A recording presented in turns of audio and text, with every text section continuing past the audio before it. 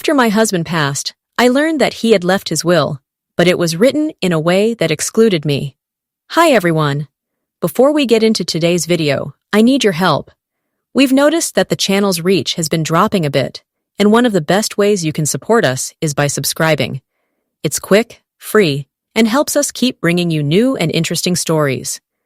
Your support means the world to us, and together, we can grow this channel. Thank you so much. Now let's get to today's story. I'm writing from a temporary account for obvious reasons, and I've changed some details to protect my anonymity. The house is too quiet now. I notice it most in the mornings, when I wake to silence so complete it feels like a physical weight pressing down on my chest. No rustling of newspapers, no coffee brewing, no footsteps padding down the hallway. Just emptiness, stretching out in every direction like an ocean I'm drowning in. It's been 3 weeks since David died. 3 weeks since I held his hand in the hospital room and felt it go cold.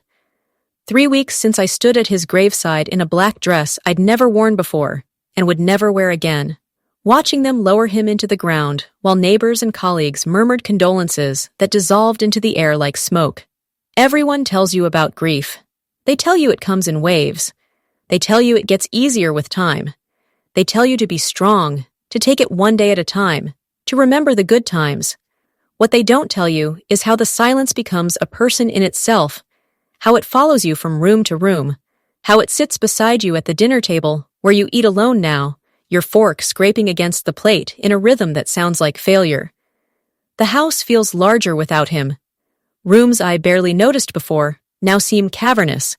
The study where he worked, the garage with his tools still hanging on their pegboards, outlined in black marker like crime scene chalk. The closet where his clothes still hang, smelling faintly of his cologne and something else, something uniquely him that's already starting to fade. I can't bring myself to touch most of it yet, but today I started with the dresser. His socks rolled into neat balls. His undershirts folded with military precision. His watch stopped at 3:47, the exact time I forgot to wind it after he went into the hospital that final time.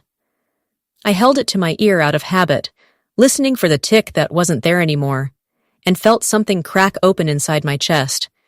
We had 23 years together, 23 years of breakfast conversations and weekend grocery trips and arguments about thermostats and vacations we kept meaning to take. 23 years of building a life, brick by brick, compromise by compromise, until I couldn't remember who I was before him. Until we became we, and I became half of something that felt whole. I met him at a bookstore. I was reaching for a novel on the top shelf, and he appeared beside me, tall and steady, and pulled it down without asking.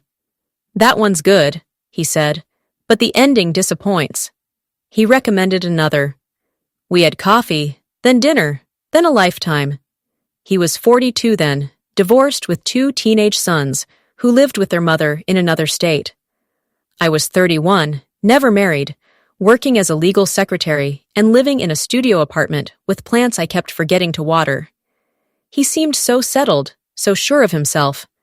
I felt like I was still trying to figure out who I was supposed to be. "I'm done with drama," he told me on our 3rd date. "I want simple. I want steady. I want someone who's there." And I was there. God, I was there. I gave up the studio apartment and moved into his house. I learned to cook the foods he liked.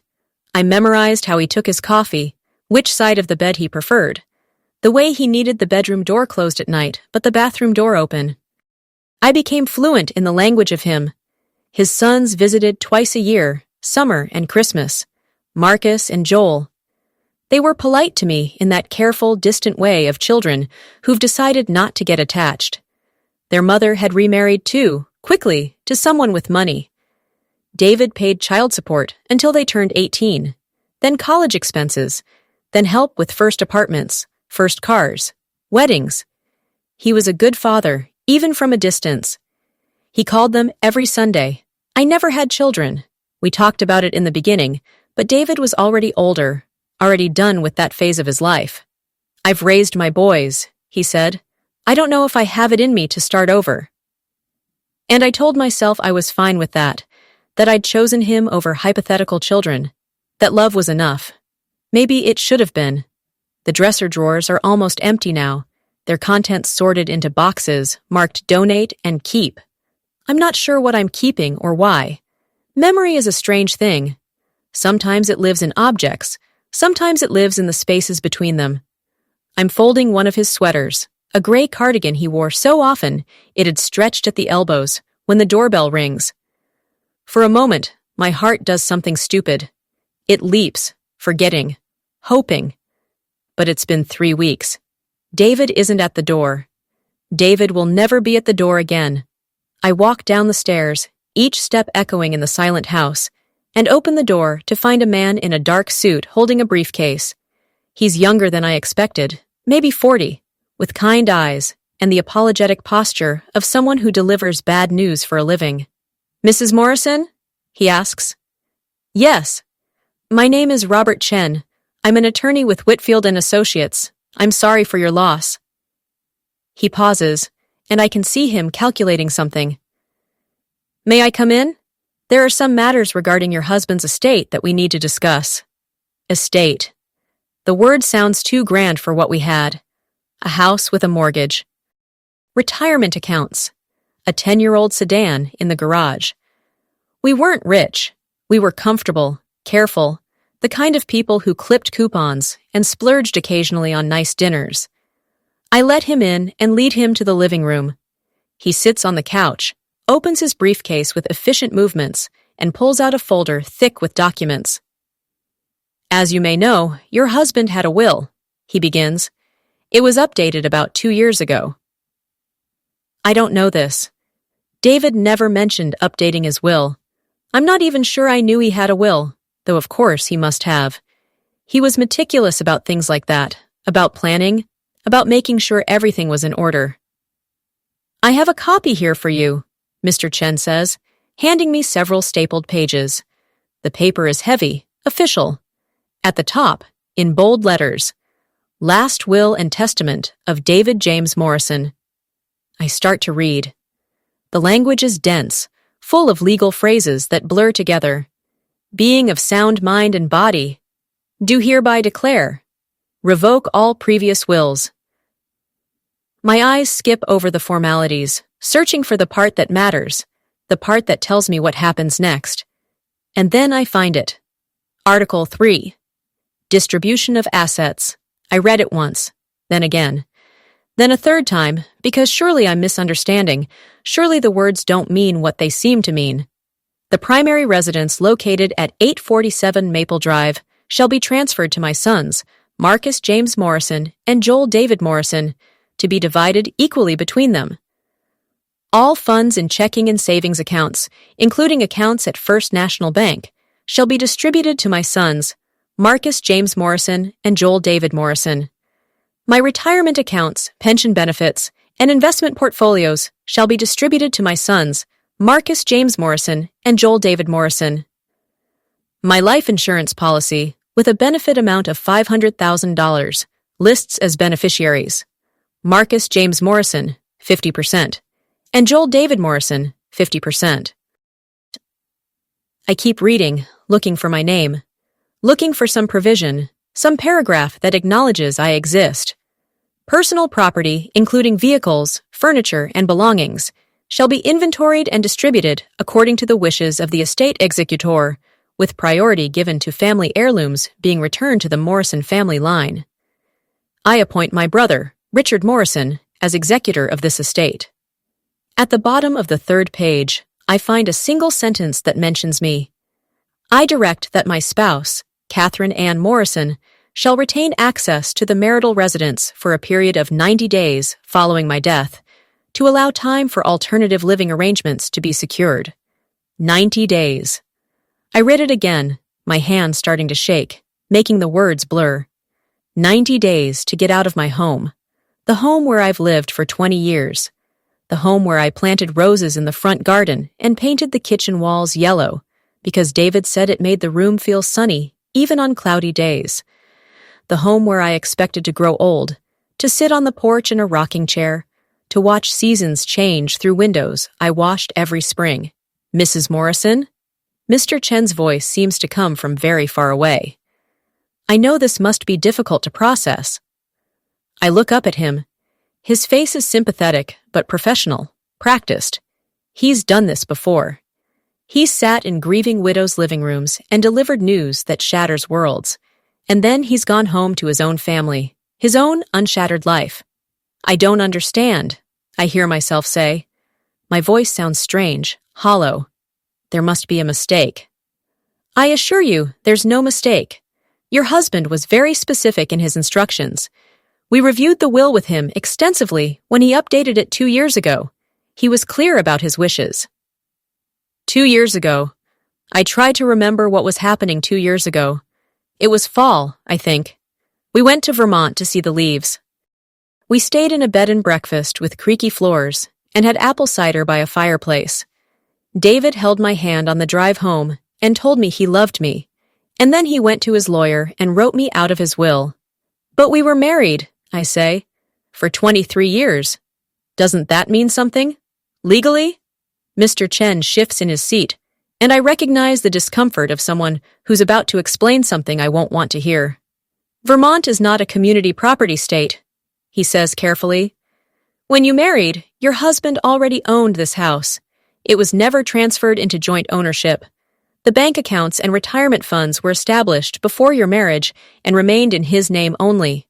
The life insurance policy named his sons as beneficiaries from the beginning, and that was never changed. Each word is a small blade. The cuts are clean, precise. I don't bleed so much as I simply come apart piece by piece. He could do this? I ask. Legally, he could just exclude me? Unfortunately, yes. A spouse can be disinherited in this state as long as certain minimum requirements are met. In this case, your husband made it clear through written documentation that the distribution was intentional. Intentional. There is one thing, Mr. Chen continues, pulling another document from his folder. He did leave instructions for you to receive his collection of first edition books. They're quite valuable, I understand. Between $30,000 and $40,000 at auction, possibly more. Books. He left me books. For a moment, I can't breathe. The air in the room has become solid, pressing against my lungs, turning my blood to ice. I think of all those Sunday mornings we spent in bed, reading, my head on his shoulder, his fingers absently stroking my hair. I think of the bookstore where we met, the novel I never did finish because the ending disappointed. He left me books. Mrs. Morrison, are you all right? Can I get you some water? I shake my head. I'm not all right. I will never be all right again. But water won't fix this. Nothing will fix this. How long do I have? I ask. 90 days, you said? Yes. From the date of death, which was October 15th.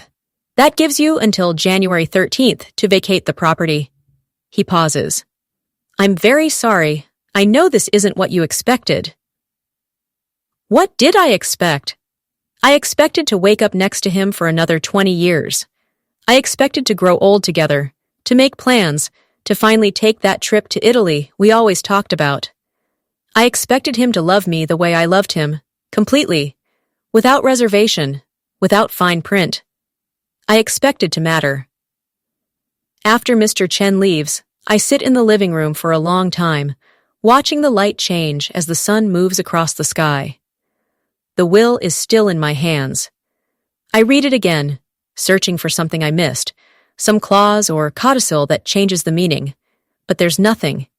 It's all very clear, very legal, very final. David is dead, and he's taken everything with him. I don't cry. I'm beyond crying. Tears are for losses you didn't see coming, for griefs that surprise you. This is something else. This is a betrayal so complete, so thorough, that it's rewired something fundamental in my brain. It's changed the past, turned every memory into a lie. Did he ever love me? Or was I just convenient, just company, just someone to cook his meals and wash his clothes and warm his bed? Was I ever really his wife? Or was I always just temporary, always just the placeholder until he died and his real family could reclaim what was theirs? I think of Marcus and Joel. When was the last time they visited? Christmas, 2 years ago. They stayed for 3 days, slept in the guest room, ate the meals I cooked, said thank you politely before they left. At the funeral, they stood on the other side of the grave, their wives beside them, their children fidgeting in uncomfortable clothes. Marcus gave me a brief hug. Joel shook my hand. Did they know? All this time, did they know their father had cut me out? That I would be homeless in 3 months? That everything I thought I had was never really mine? The house is dark now. I haven't turned on any lights. I sit in the darkness and try to remember the last real conversation I had with David. Not about groceries or thermostats or doctor's appointments, but about us, about what we meant to each other. I can't remember. Maybe there never was one. Maybe we stopped having those conversations years ago, and I just didn't notice. Maybe I was so busy being a wife that I forgot to check if I still had a husband. I go upstairs to his study. I've been avoiding this room, saving it for last because it felt too intimate, too much like trespassing. But if there are answers anywhere, they're here. The desk is organized, everything in its place, files labeled and sorted, bills paid and marked, his computer, password protected, his day planner, each entry written in his neat, precise handwriting. I open the top drawer, pens, paper clips, sticky notes. The second drawer, folders with tax returns, insurance policies, warranties for appliances. The third drawer sticks slightly. I pull harder, and it opens to reveal a bundle of letters held together with a rubber band. My hands are shaking as I slip off the rubber band and unfold the first letter. The handwriting is unfamiliar, feminine. The date at the top is from 6 years ago. David, I received the check for Joel's tuition. Thank you for always being reliable, even when our marriage wasn't. The boys talk about you often. They talk about Catherine, too, how nice she is, how hard she tries. I hope you know how lucky you are. It's signed Linda, his ex-wife. I read it again. How hard she tries. As if I were a student being graded, a performer being reviewed. As if my entire marriage was an audition, I didn't know I was failing. The next letter is from Marcus, written 3 years ago. Dad, thanks for helping with the down payment on the house. Sarah and I really appreciate it. I know it's not easy, and I know Catherine doesn't always understand why you help us so much. But we're your blood, you know? That matters. That has to matter. Your blood. I read letter after letter, some from Joel, talking about his business, asking for advice, for loans, for help. Some from David's brother Richard, discussing investments, property values, the importance of keeping assets in the family. Some from Linda again, thanking him for birthday gifts for the grandchildren I didn't know he was sending. And in one of the last letters, written by David himself, but apparently never sent, I find the truth. Richard, I've been thinking about what you said about the will. You're right. I need to protect the family assets. Catherine is a good woman, but she's not blood. She doesn't have children. If something happens to me, everything I've built should go to my sons and their children. It's not personal. It's just the right thing to do. She'll be fine. She's worked all her life. She can work again. But Marcus and Joel, they need security. They need to know their father provided for them. Not personal. 23 years of marriage, and it's not personal. I sit on the floor of his study, surrounded by letters that tell a story I was never meant to read. A story in which I'm a supporting character, tolerated but not essential, liked but not loved. Not really. Not in the way that matters when lawyers write wills, and families divide assets, and blood proves thicker than 23 years of sleeping in the same bed. The books on the shelf mock me. First editions, carefully collected. $40,000, maybe more. A consolation prize. A tip for services rendered. I think about all the times I typed legal documents at work, all the wills I've formatted, all the families I've seen torn apart by grief and greed. I should have known better. I should have protected myself. But you don't protect yourself from the person you love. You trust them. You believe them when they say, for better or worse, and until death do us part. You believe the promises are real. It's after midnight when I finally stand up, my legs cramped from sitting on the floor. I gather the letters and take them downstairs to the kitchen. I turn on the light, blinking against the sudden brightness. The kitchen is yellow, sunny even at night. I painted it myself while David was away on a business trip. When he came home, he smiled and said it looked cheerful.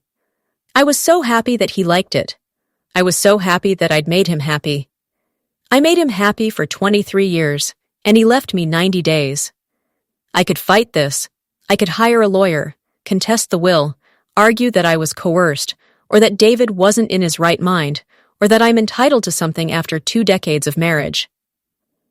Mr. Chen's carefully neutral expression suggested as much. There are precedents. There are arguments. But what would I win? Half the house? A third of the retirement account? The legal fees would eat through whatever I managed to claim. And for what?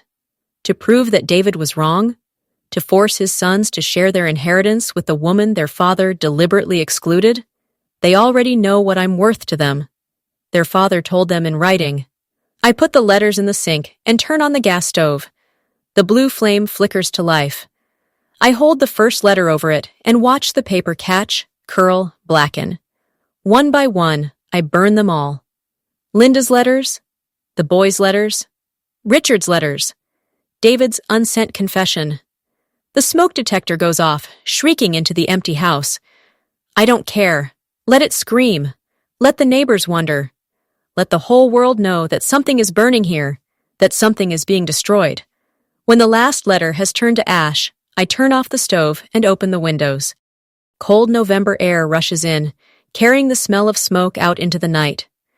The smoke detector finally stops, leaving a ringing silence. I am 54 years old. I have 90 days to find a new place to live. I have no children, no family, no claim to the life I've been living.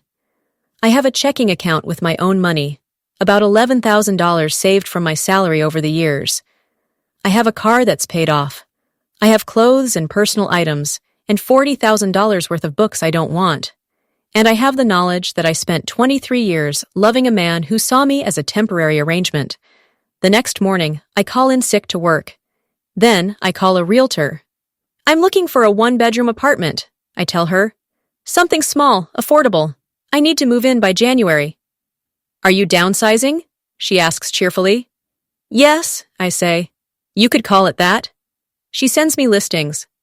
I scroll through them on my phone, looking at tiny kitchens and cramped bathrooms and windows that face brick walls. This is my future now. This is what I get after 23 years of marriage. I should be angry.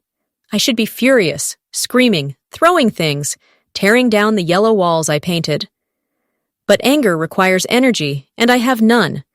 I feel hollowed out, scooped clean, an empty shell that looks like a person but has nothing inside. I go back to the study and sit at David's desk.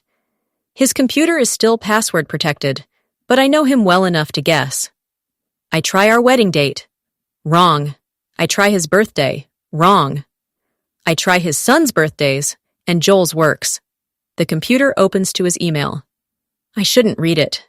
It's an invasion of privacy, except he's dead, and privacy dies with you, apparently. Everything dies with you except the damage you leave behind. I scroll through his inbox. Work emails, newsletters, spam.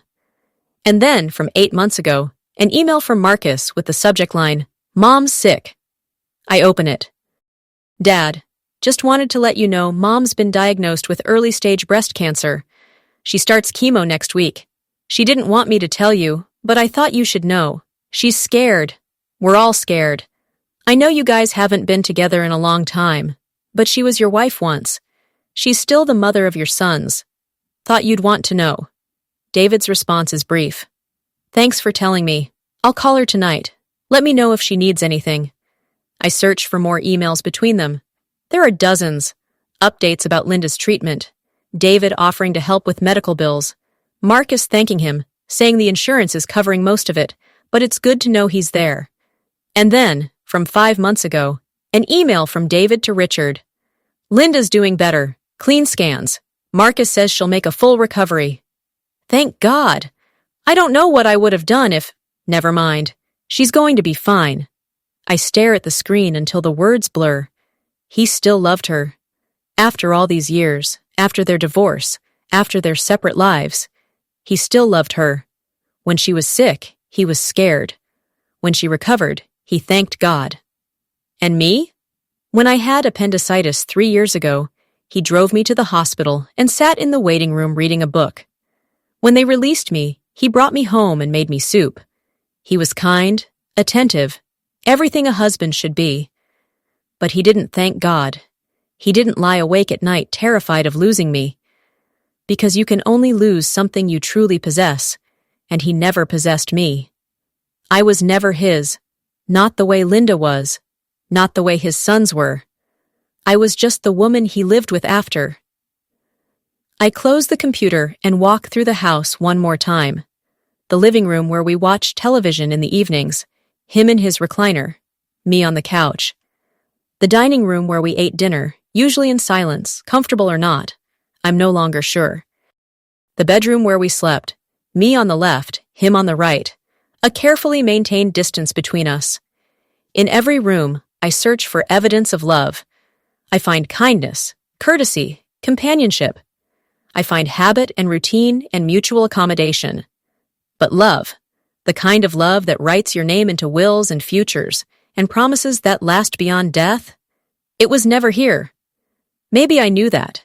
Maybe somewhere deep down, in the places we don't like to look, I always knew I was temporary. Maybe that's why I tried so hard, why I made myself smaller, easier, less demanding. Maybe I was always trying to earn something that can't be earned, trying to become essential to someone who had already decided I was optional. The doorbell rings again. I almost don't answer it, but the ringing persists. And finally, I drag myself downstairs to find Joel standing on the porch. He looks uncomfortable, his hands shoved in his jacket pockets, his eyes not quite meeting mine. "Catherine," he says, "can I come in?" I step aside and let him enter. We go to the kitchen, and I offer him coffee out of habit. He accepts, also out of habit. We've had this dance before, during his visits. Polite, distant, choreographed. "I wanted to talk to you about the will," he says after I've poured the coffee and we're sitting across from each other at the table. "I know you've seen it by now." "Yes." Marcus and we didn't know, not until after Dad died. The lawyer called us, and we were as surprised as you probably were. I don't believe him, but I don't say so. Instead, I ask, "Did you know he never put my name on the house?" Joel looks down at his coffee. "No? I guess I never thought about it. It was his house. He bought it after the divorce, before he met you. I just assumed that it would stay his house. I guess." We sit in silence. The clock on the wall ticks. Outside, a dog barks. The sounds of a normal day. A normal world where women don't discover they've been erased from their own lives. "Look," Joel finally says, "Marcus and I have been talking. We know this is hard for you. We know you and Dad were together a long time. We're not trying to kick you out immediately or anything. You can take your time, more than 90 days if you need it. We're not going to be difficult about this." "That's kind of you," I say, and I mean it. They could be worse. They could demand I leave tomorrow. They could strip the house of everything while I watch. At least they're offering me the dignity of time. "And the books," Joel continues. "Dad really did want you to have those. He talked about them sometimes, about how you both love to read. He said you'd appreciate them. $40,000. A retirement fund for a woman who's starting over at 54. It's not nothing. It's more than nothing." "Thank you," I say. Joel shifts in his chair, and I can see him working up to something. "Can I ask you something?" "Of course." "Were you happy? With Dad?" The question surprises me. I expected logistics, paperwork, timelines. Not this. Not curiosity about my marriage, about my life with his father. I consider lying. I consider saying yes. We were very happy. It was wonderful. I loved him and he loved me. But what's the point? The truth is written in legal documents, witnessed and notarized. I thought I was. I say finally. I thought we both were. But maybe happiness means different things to different people. Maybe what I thought was a marriage was just an arrangement. A comfortable one, but an arrangement nonetheless. Joel nods slowly. He never talked about you much, he says. I don't mean that in a bad way. He just didn't talk about his personal life. He'd ask about us, our jobs, our kids. But he never said Catherine and I did this, or Catherine thinks that. It was like you were in a separate part of his life that he didn't share. Yes, I say. That's exactly what it was like. I'm sorry, Joel says, and he sounds like he means it. I think Dad loved you in his own way, but his own way wasn't very good. After Joel leaves, I sit at the kitchen table for a long time. The coffee grows cold. The sun moves across the floor. I think about love and what it means, and whether it matters if someone loves you in their own way, if their way leaves you homeless. That night, I have a dream. In it, I'm in the bookstore where David and I met. I'm reaching for a book on the top shelf, and someone appears beside me. But when I turn to look, it's not David. It's me, but older, stronger, with eyes that have seen things and survived them. That one's good, she says, but the ending disappoints. Which one should I read instead? I ask. She smiles. Write your own. I wake up in the dark, alone in the bed that's too big now.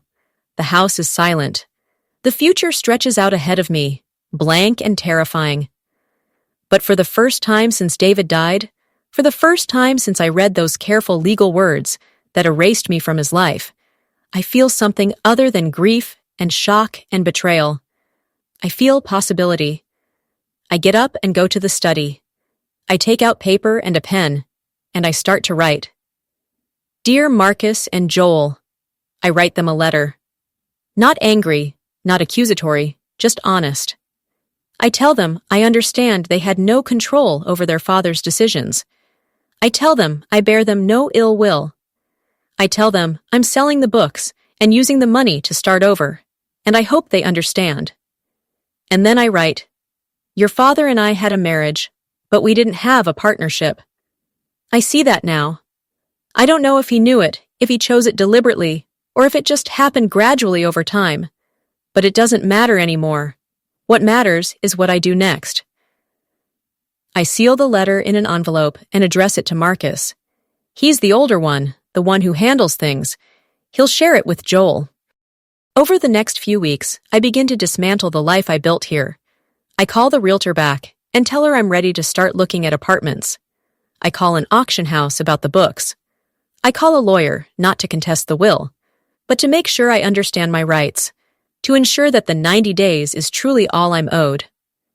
You could argue for spousal support, the lawyer tells me. In some cases, no, I say. I don't want to argue. I don't want to fight. I just want to know what's mine and what isn't. What's mine is surprisingly little. My clothes, my jewelry, which is minimal, my car, my savings, the books David left me, which sell at auction for $43,000. Everything else belongs to the estate, to the sons, to the family line. I find an apartment in a different part of town. It's small, a one-bedroom on the second floor of a converted Victorian. The kitchen is tiny, barely room for one person, but it has a window that gets morning light, and the landlady is kind, and the rent is affordable. I sign the lease for February 1st. I'm giving myself an extra month, not because Joel offered it, but because I need the time.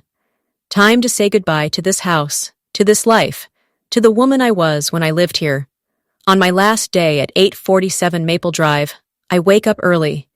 The movers are coming at noon to take my belongings, which fill only a small truck. The rest, the furniture, the dishes, the curtains, everything we bought together, or that was his before I arrived, stays. I walk through each room one final time. The living room, empty now except for his recliner. The dining room, the table still standing like a monument to silent dinners. The bedroom, stripped bare. The mattress naked. In the kitchen, I run my hand along the yellow walls. I remember painting them. Remember thinking this would be my kitchen for the rest of my life. Memory is built on assumptions that turn out to be wrong. I leave the key on the counter. I've already given Richard, the executor, my new address for any final paperwork. I've already said goodbye to the neighbors, who were sympathetic and uncomfortable in equal measure. I've already closed this chapter, even though I never saw the ending coming. The apartment is waiting. My new life is waiting. It's smaller than I expected, quieter than I hoped, lonelier than I want to admit. But it's mine, truly mine. My name on the lease, my money paying the rent, my choice to be here. I set up the apartment slowly, deliberately. I buy a small bookshelf for the books I kept, the ones I couldn't sell because they're the ones I read before David, the ones that remind me I existed before him. I hang curtains that I choose, in colors I like. I buy a coffee maker that's just the right size for one person. At night, I sit in my small living room and write. I've started keeping a journal, something I never did before, because I thought my life was being written as I lived it. Our lives, together. But there is no our anymore. There's only me. I write about David. I write about the good times, and there were good times. Sunday mornings with coffee and newspapers, walks in the park, the trip to Vermont, the way he laughed at bad jokes on television, the way he rubbed my feet when I came home from work with sore legs. I write about the truth, too. The distance, the careful boundaries, the way I shaped myself around him instead of beside him, the way I became so small, I disappeared, until even his will couldn't find me. And I write about what comes next. I'm 54 years old, I write one night. I have wasted 23 years on a man who saw me as temporary, but I am not temporary. I am not erasable. I am not defined by a will that left me books and 90 days. I am starting over, and this time I'm writing my own story.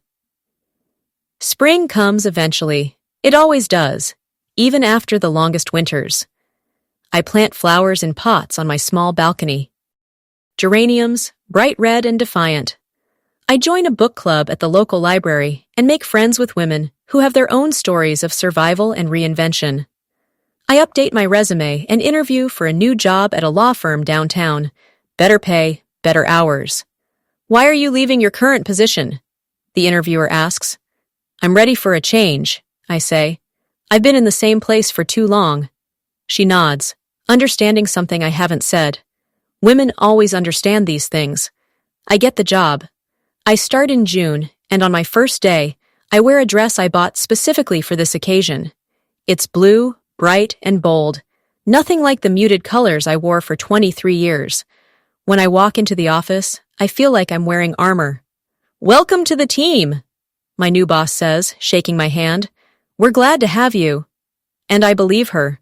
Not because I'm naive now, not because I've forgotten how easily people can say things they don't mean, but because I've learned the difference between being wanted and being needed, between being loved and being kept. I work hard at the new job. I'm good at it, better than I was at the old firm where I stayed too long out of habit. Here, I speak up in meetings. I offer suggestions. I take up space without apologizing for it. One afternoon in July, I'm walking to my car after work when I see Marcus in the parking garage. He's getting out of a BMW I don't recognize, probably new. He freezes when he sees me, and for a moment, we just stare at each other across the concrete expanse. Catherine, he finally says, walking toward me. Hi, I didn't know you worked here. I just started last month, I say. New job, new life. He nods, awkward. How are you doing? Really? I consider the question. How am I doing? I'm living in an apartment, 1/10 the size of the house I left. I eat dinner alone every night. I wake up alone every morning. My savings account is slowly rebuilding. I have no one to call in emergencies, no one to share good news with, no one to remember things with because all my memories are contaminated now, rewritten by knowledge. I'm doing okay, I say, better than I expected. Good, that's good. He shifts his briefcase from one hand to the other. Joel and I, we sold the house. We thought you should know. We got a good price for it. The market's strong right now. Of course they sold it. It was never meant to be a home, just an asset, just numbers on a balance sheet. I hope it went to a nice family, I say, and I mean it. I hope children play in that backyard. I hope someone plants new flowers where my roses used to be. I hope someone paints over the yellow walls and makes the house their own, the way I never quite could. It did, Marcus says. Young couple with a baby. They were really excited about it. We stand in silence for a moment. Around us, people are leaving work, heading to their cars, their homes, their lives. The world keeps moving, indifferent to small tragedies and quiet endings. I should go, Marcus says finally. Yes, I agree.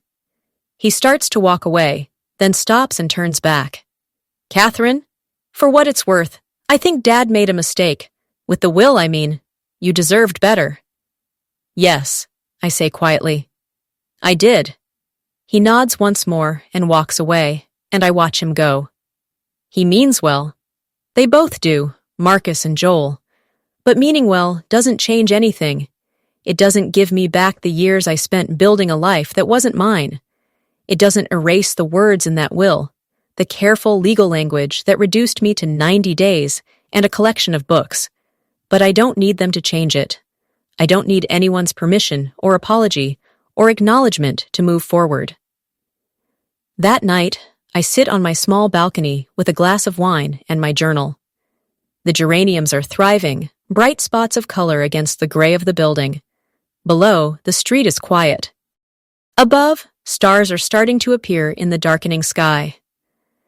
I open the journal to a fresh page and begin to write. David died 9 months ago. For 9 months, I've been grieving not just his death, but the death of everything I thought we were. I've been mourning a marriage that existed only in my imagination, a love that was one-sided, a future that was never mine to have. But tonight, I'm done mourning. Tonight, I'm choosing something different. I'm choosing to remember that I survived, that I picked myself up from the floor of that yellow kitchen and found a way forward, that I took $43,000 and turned it into a new beginning, that I walked away from a house that was never mine and found a home in myself. David left me out of his will, but he couldn't write me out of my own story. That was never his to control. I'm 55 years old. I have decades ahead of me, if I'm lucky. Decades to build a life that's truly mine, to make choices that aren't shaped around someone else's needs, to take up all the space I've spent so long apologizing for occupying. I don't know what that life will look like yet. Maybe I'll travel to all the places David never wanted to go. Maybe I'll take cooking classes and learn to make food I actually like, instead of the meals he preferred. Maybe I'll join a hiking group or take art lessons or adopt a cat. Maybe I'll fall in love again, or maybe I won't. And maybe both of those options are equally fine. What I do know is this. I will never again make myself small for someone else's comfort. I will never again accept crumbs and call it a feast. I will never again confuse habit with love, or courtesy with commitment, or being kept with being cherished. David's will gave everything to his sons and left me 90 days and some books. But those books bought me something he never could have imagined. Freedom. Freedom from the weight of trying to earn love that was never offered. Freedom from the fear of being not enough, because I finally understand that I was never the problem. The problem was a man who couldn't see what he had, who held me at arm's length for 23 years, and then made it official in death. So thank you, David, for the books. Thank you for the clarity that came with that will, even though it shattered me. Thank you for finally being honest about what I meant to you, because that honesty freed me to be honest with myself. I deserved better. I deserve better. And now, finally, I'm giving myself better. This is my will, my testament. I leave myself everything, my time, my energy, my love, my future. I bequeath to myself the gift of starting over, of building something real, of writing the rest of my story in my own hand. And unlike David's will, this one can't be contested. This one is mine, and mine alone. The ending of our story disappointed me. But I'm writing a new one now, and this time, I get to choose how it ends. I close the journal and sit in the gathering darkness, listening to the sounds of the city around me. Somewhere, a dog barks. Somewhere, children laugh. Somewhere, life continues in all its messy, complicated, beautiful chaos. And here, on this small balcony, with my geraniums and my wine, and my hard-won peace, I continue too. I am not a name in a will. I am not 90 days. I am not the sum of what someone else decided I was worth. I am Catherine Ann Morrison, and I am writing my own ending, and it does not disappoint.